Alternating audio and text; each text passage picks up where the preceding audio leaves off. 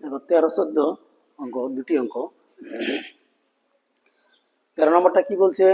ক অনুপাত খ সমান সমান 4:7।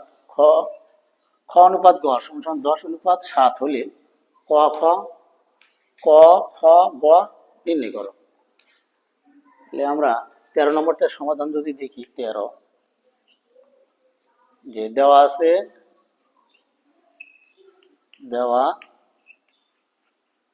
আছে ক অনুপাত খ কত আছে? 4:7। নিচে কত আছে? খ অনুপাত, একটু গ্যাপ দেব, খ খ অনুপাত গ কত আছে দেখো, 10:7। এখানে খ আছে কত? 7। এখানে খ আছে কত? 10। খ মিল করতে হবে। আমরা যদি 10 দিয়ে গুণ করি, দেখো 10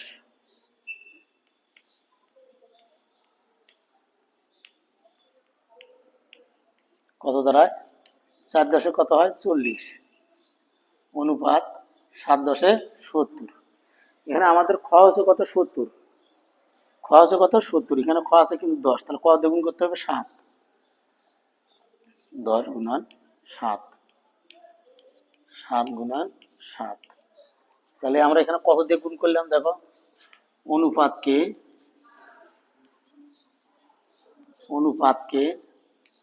10 দ্বারা গুণ করি। এখানে অনুপাতকে কত দ্বারা গুণ করলাম? তাহলে অনুপাতকে 7 দ্বারা গুণ করি। তাহলে কত হলো? 7:70 অনুপাত কত? 7। 7 হবে 7 কত হয়? 49। তাহলে আমাদের নির্ণয় করে বলছে কি? নির্ণয় করতে বলছে কি বলছে? ক অনুপাত খ অনুপাত গ। তাহলে সুতরাং আমরা দিতে পারি ক অনুপাত খ অনুপাত গ। তাহলে ক কত? ক হলো 40 অনুপাত খ কত? খ হলো 70, তারপরে গ কত? 49। উত্তর যদি আমরা দেই 40 অনুপাত 70 অনুপাত 49, এটাই উত্তর। এরপরে যদি আমরা 14 দেখি, 14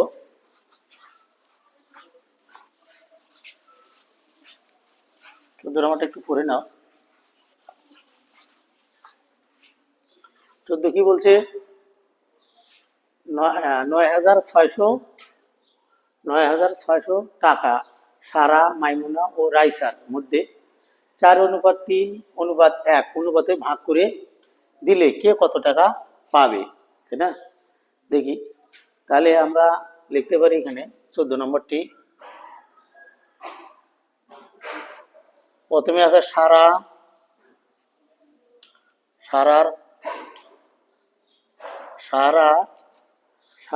অনুপাত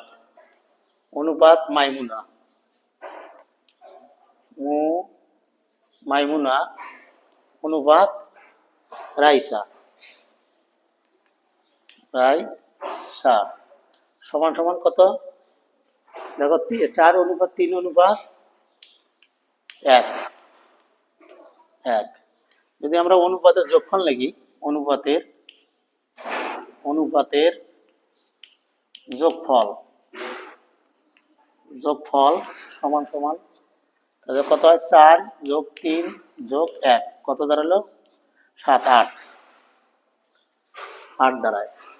তাহলে প্রথমে কে আছে? সারা পাবে। সুতরাং সারা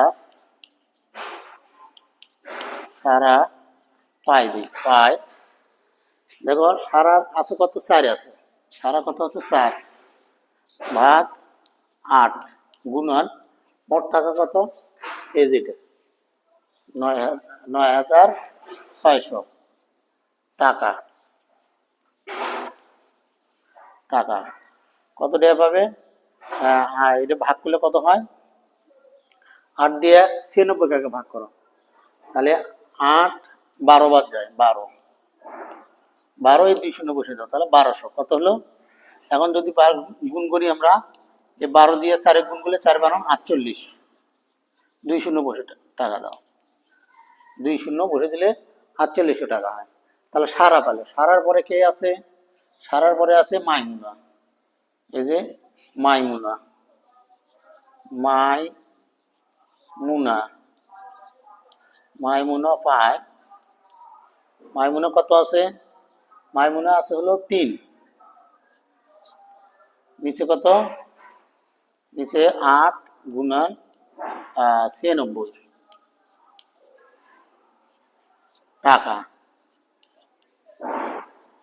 কত দাঁড়ায় 12 হয়, 1200, 3 দিয়ে গুণ করলে কত হয় 3600 টাকা, 3600 টাকা। এরপরে কি রাইসা, রাইসা, রাইসা পায়, রাইসা আছে কত 1,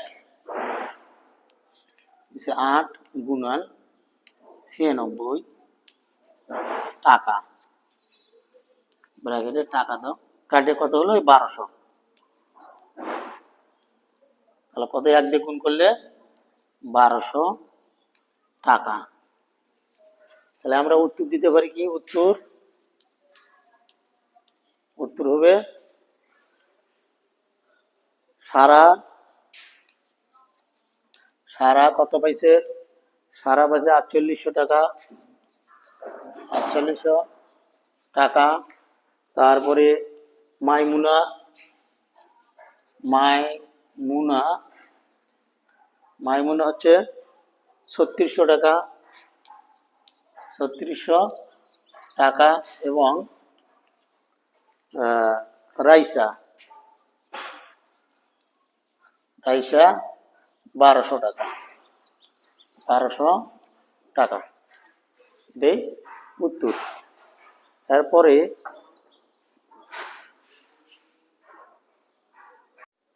15 নম্বরের অঙ্কটি বলছে 3 জন ছাত্রের মধ্যে 4200 টাকা, 4200 টাকা তাদের শ্রেণীর অনুপাতে ভাগ করে দেওয়া হলো। তারা যদি যথাক্রমে ষষ্ঠ শ্রেণী, সপ্তম শ্রেণী, অষ্টম শ্রেণীর শিক্ষার্থী হয় তবে কে কত টাকা পাবে। এখানে শ্রেণী অনুপাতে ভাগ করে দেওয়া হয়েছে কত টাকা, 4200 টাকা। তাহলে ষষ্ঠ শ্রেণীর, এখানে আমরা যদি সমাধান লিখি, ষষ্ঠ শ্রেণী অনুপাত সপ্তম শ্রেণী অনুপাত অষ্টম শ্রেণী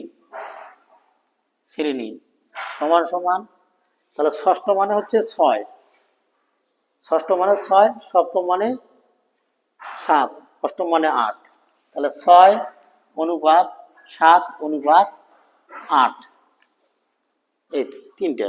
তাহলে অনুপাতের যোগফল আমরা দিই, অনুপাতের যোগফল,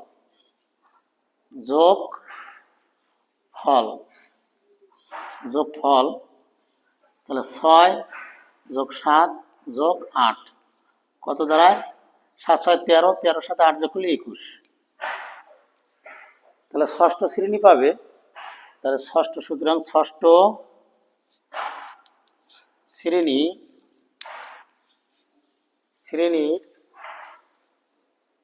শ্রেণীর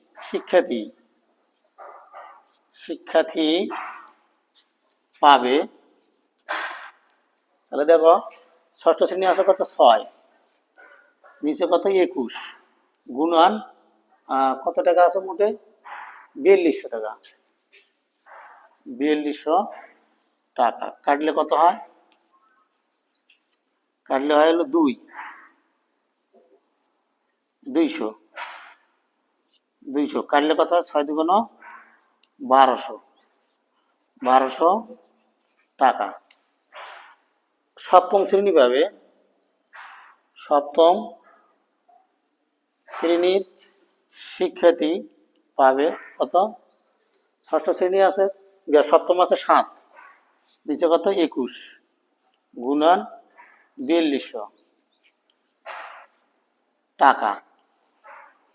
কত দাঁড়াবে? ওই কাটলে 2 হবে, 2 কত হয়? 1400 টাকা। 1400 টাকা। সুতরাং অষ্টম শ্রেণী শিক্ষার্থী পাবে, অষ্টম আছে কত? 8, নিচে আছে কত? 21 গুণন 4200 টাকা। টাকা কত দাঁড়ায়? 2 কত হলো? 8 দুগুণ 16, 1600 টাকা। এই তিনটে উত্তর আমরা যদি লিখি, উত্তর যদি আমরা লিখি তাহলে কত হলো? 1200 টাকা, 1200 টাকা। এরপরে কত?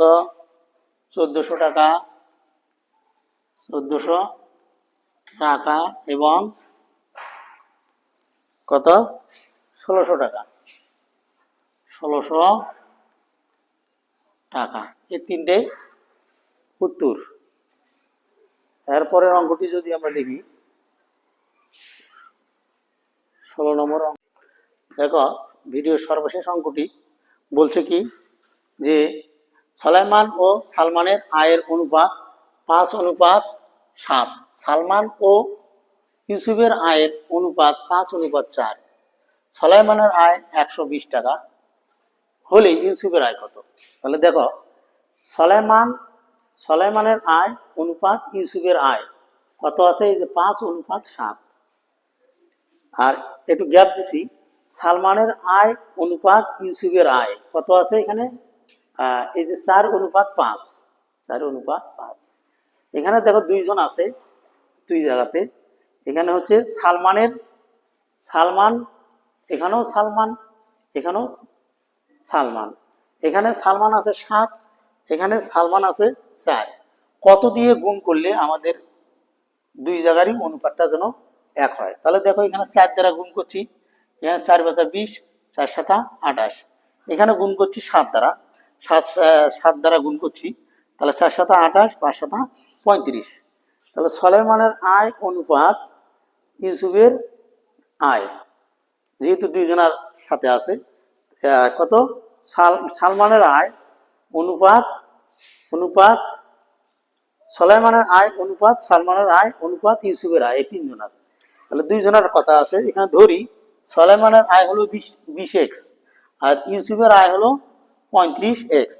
তাহলে এখানে যেহেতু সুলাইমানের দিছে, এই যে সুলাইমানের 120, তাহলে সুলাইমানের এই যে 20x = 120, তাহলে এই পাশে 20 গুণ অবস্থা আছে, পাশে যা ভাগ হয়ে গেল, তাহলে 6 হলো 6। x এর মান তাহলে আমরা কত পেলাম? 6 পাইছি। তাহলে ইউসুফের আয় কত আছে? 35x। 35-এর সাথে এই যে x এর মানটা 6 যদি গুণ করি, 5 6 30 0, হাতে গেল 3, 3 6 18 আর 3 21, মানে 210 টাকা। উত্তর আমরা যদি লিখি, উত্তর 210 টাকা। সবাইকে ধন্যবাদ। খোদা হাফেজ।